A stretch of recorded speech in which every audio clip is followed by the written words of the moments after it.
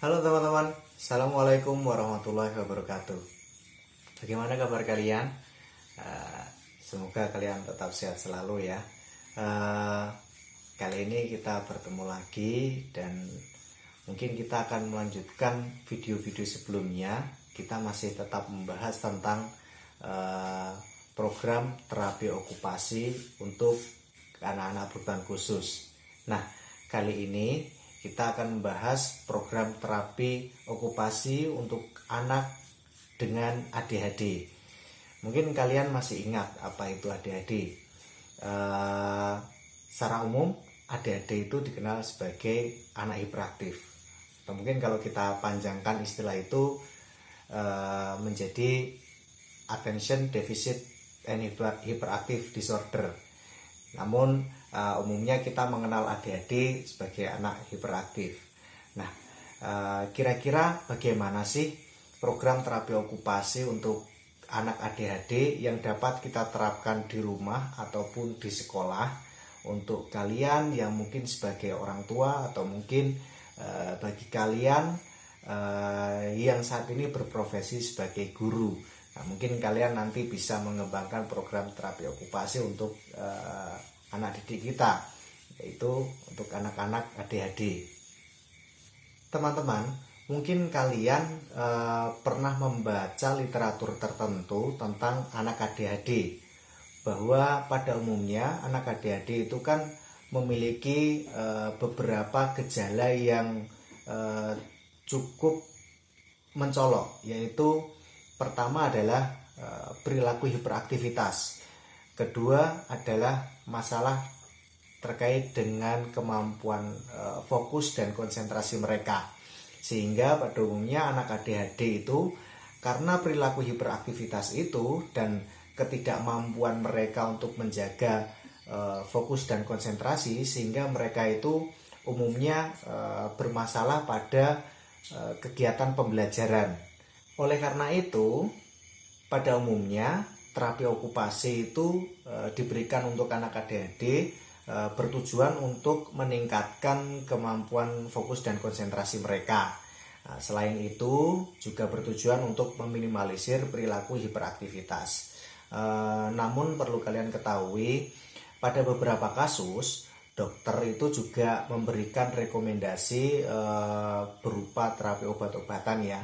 Tetapi ini tidak semua anak ADHD mendapatkan terapi obat-obatan. Tentu para dokter yang lebih mengetahui bagi mereka yang membutuhkan itu disesuaikan dengan tingkatan permasalahan yang muncul, tingkat gejala yang muncul. Jadi apakah ini terlalu kompleks, terlalu berat atau bagaimana, itu dokter yang punya penilaian sendiri, sehingga diberikan terapi obat-obatan sebagai pendamping terapi okupasi.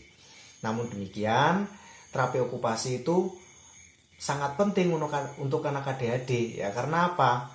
Ya, di samping diberikan terapi obat-obatan, latihan itu perlu diterapkan. Tujuannya adalah apa? Untuk membentuk pembiasaan anak ya, seperti yang pernah kita bahas kemarin, terapi okupasi pada anak autisme. Tentu kalian masih ingat. Nah, ini kalau berkaitan dengan perilaku tertentu, nah program ini bertujuan untuk pembiasaan ya. Jadi lebih mengarah ke latihan, pembentukan pembiasaan. Nah, jadi kalau kalian mau mengembangkan program terapi okupasi untuk anak ADHD yang dapat kalian terapkan di rumah ataupun di sekolah, penting kalian itu melakukan koordinasi dengan terapis ya, atau mungkin dokter. Kira-kira ranahnya kemana sih yang dapat kalian kembangkan, ranahnya seperti apa, ruang lingkupnya seperti apa. Nah, kalian perlu berkonsultasi karena mungkin antara anak satu dengan yang lain, nah itu bisa berbeda tingkat gejala yang muncul. Jadi mungkin programnya bisa jadi berbeda antara satu dengan yang lain. Tidak berbeda jauh dengan program terapi okupasi yang telah kalian pelajari sebelumnya teman-teman, yang dapat kita terapkan pada anak berkebutuhan khusus yang lain. Jadi umumnya program terapi okupasi yang kita berikan pada anak ADHD itu juga dapat kita kemas dalam bentuk permainan-permainan tertentu. tetapi ranahnya tetap mengarah kepada kemampuan fokus dan konsentrasi serta untuk meminimalisir perilaku hiperaktivitas itu. Lalu permainan apa sih yang dapat kita berikan untuk meningkatkan kemampuan fokus dan konsentrasi? Yang pertama adalah bermain meronce. Ya, meronce ini pada umumnya kita kenal sebagai permainan yang memiliki manfaat untuk mengembangkan kemampuan motorik halus ya. Tetapi meronce ini dapat kita terapkan pada anak ADHD selain untuk meningkatkan kemampuan motorik halus, ini juga dapat meningkatkan kemampuan fokus dan konsentrasi mereka. Nah, yang kedua permainan yaitu naik papan titian ya. Kalau kemarin kalian menonton video terapi okupasi pada anak autisme, naik papan titian itu bertujuan untuk melatihkan vestibular ya. Kali ini naik papan titian atau berjalan di atas papan titian itu dapat meningkatkan kemampuan konsentrasi anak-anak ADHD juga. Nah, mungkin di rumah kalian itu nggak ada papan titian ya. Nah, lalu bagaimana sih kita bisa membuat permainan serupa berjalan di atas papan titian? Kalau misalkan di rumah nggak ada papan titian, nah kita bisa mengganti dengan garis lurus ya. Kalian mungkin sebagai keluarga dari anak ADHD atau mungkin kalian sebagai orang tua bisa mengganti papan titian itu dengan membuat garis lurus ya. Misalnya kalian boleh menggunakan lakban atau isolasi, jadi kalian buat garis secara lurus, kemudian meminta mereka untuk berjalan di atas garis yang sudah kalian buat itu tadi. Lalu berikutnya kalian juga bisa mengajak anak-anak bermain memilah biji-bijian. Nah, tentu kalian kalau di rumah ini bisa dengan mudah ya mendapatkan biji-bijian tertentu seperti jagung, kacang hijau, atau mungkin pakai manik-manik juga bisa. Nah, ini kalian perlu menyiapkan beberapa jenis biji-bijian, kemudian dijadikan satu. Mereka diminta untuk memilah biji-bijian yang sudah kalian campur dalam satu wadah, kemudian dipilah di wadah-wadah yang terpisah. Kalian bisa menggunakan mangkuk, bisa menggunakan botol, atau bisa menggunakan wadah yang lain. Selanjutnya, permainan yang dapat kita terapkan untuk meminimalisir perilaku hiperaktivitas itu seperti apa sih? Oke, kalian perlu ketahui teman-teman bahwa hiperaktivitas itu sangat identik dengan kemampuan anak-anak untuk mempertahankan dirinya pada satu aktivitas tertentu atau pada satu kegiatan tertentu. Jadi ketika anak-anak memiliki perilaku hiperaktivitas ya, jadi perilaku yang berlebih, pada umumnya mereka itu akan kesulitan untuk mempertahankan dirinya pada satu aktivitas tertentu. Jadi kalau kalian mau mengembangkan permainan untuk meminimalisir perilaku hiperaktivitas, kalian berarti harus menjadikan mereka, intinya mengatur perilaku mereka agar sedapat mungkin mereka itu mempertahankan satu aktivitas tertentu. Nah, ini mungkin dapat kalian mulai dengan permainan atau mungkin aktivitas yang mudah-mudah dulu ya. Tentu permainan yang sudah kalian berikan untuk meningkatkan kemampuan fokus dan konsentrasi itu tadi sebenarnya juga berkaitan erat dengan permainan-permainan yang dapat melatihkan anak-anak untuk mempertahankan satu aktivitas tertentu. Nah, tentu kita juga dapat mengkombinasikan dengan permainan lain seperti misalnya mewarnai sesuai dengan pola yang sudah kalian buat.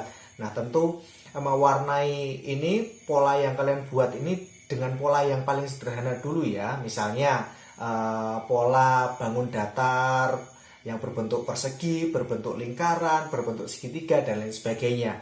Nah, ini sebelum kalian beranjak ke pola-pola gambar lain, misalkan berbentuk hewan atau mungkin berbentuk tokoh-tokoh superhero atau berbentuk kendaraan atau apa, kalian gunakan yang paling mudah dulu, buatkan pola menggambar yang mudah dulu. Nah, kalian perlu meminta anak-anak untuk mewarnai sesuai dengan pola yang sudah ditentukan. Ya, jadi mereka tidak boleh mewarnai keluarga list. Kenapa? Sebenarnya bukan untuk menghilangkan estetika dan kreativitas anak ya, tapi untuk mengontrol emosional anak agar mereka itu mampu mempertahankan aktivitas yang sudah ditentukan. Nah, ini penting. Kemudian permainan selanjutnya adalah menggunting sesuai dengan pola. Nah, ini intinya hampir sama dengan mewarnai itu tadi, tetapi ini menggunting ya. Jadi perlu kalian ketahui teman-teman bahwa menggunting itu kan memanfaatkan kemampuan motorik halus ya. Pada umumnya permainan-permainan yang memanfaatkan motorik halus ini secara langsung maupun tidak langsung dapat melatihkan kemampuan konsentrasi anak.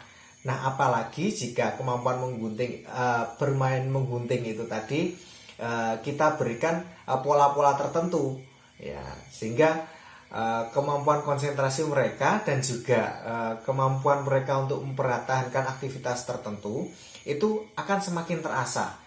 Nah, sama seperti halnya mewarnai tadi, pola yang kalian buat ini harus dimulai dengan pola yang paling sederhana sampai dengan pola yang mungkin menurut kalian cukup sulit jika kita berikan kepada anak adik-adik. Misalnya mulai dari garis lurus, setelah itu garis yang berkelok-kelok, baru mungkin menggunting sesuai dengan pola tertentu, entah itu bentuk bangun datar, entah itu bentuk gambar-gambar tertentu atau dengan pola-pola yang lain. Nah, yang terakhir, jika kalian mau menerapkan program terapi okupasi untuk anak adik-adik, kalian juga perlu mengkombinasikan program itu dengan modifikasi perilaku. Nah, ini menurut saya sangat penting ya teman-teman. Kenapa? Karena anak adik-adik itu kan permasalahan utamanya ada di perilaku. Jadi mau nggak mau tetap kita harus kombinasikan dengan program modifikasi perilaku. Nah, kalian bisa menggunakan positive reinforcement atau mungkin bisa menggunakan negative reinforcement. Ya, mungkin bagi teman-teman yang belum tahu istilah reinforcement itu adalah penguatan. Nah, kalian bisa tonton video tentang modifikasi perilaku, lihat aja di playlist tentang modifikasi perilaku. Jadi reinforcement itu adalah penguatan itu bisa berbentuk perlakuan atau mungkin stimulus tertentu yang pada umumnya dapat meningkatkan atau mengurangi perilaku tertentu. Nah, atau kalian juga bisa menerapkan teknik yang lain, misalnya seperti token ekonomi. Nah, tentu ini disesuaikan dengan kondisi masing-masing anak. Jadi nanti terserah kalian mau menggunakan teknik modifikasi perilaku yang mana ya, nanti disesuaikan. Oke teman-teman, mungkin itu pembahasan kita kali ini tentang program terapi okupasi untuk anak adik-adik. Jadi kalian bisa bebas mengembangkan permainan. Ya, tentu sebelum kalian mengembangkan permainan itu, kalian perlu berkoordinasi dan berkonsultasi dengan tenaga medis ya. Kenapa? Karena agar program yang kita terapkan nantinya bisa mendapatkan progres yang signifikan. Cukup sekian, tetap jaga kesehatan teman-teman dan juga terapkan protokol kesehatan. Sampai jumpa di video-video berikutnya. Assalamualaikum warahmatullahi wabarakatuh.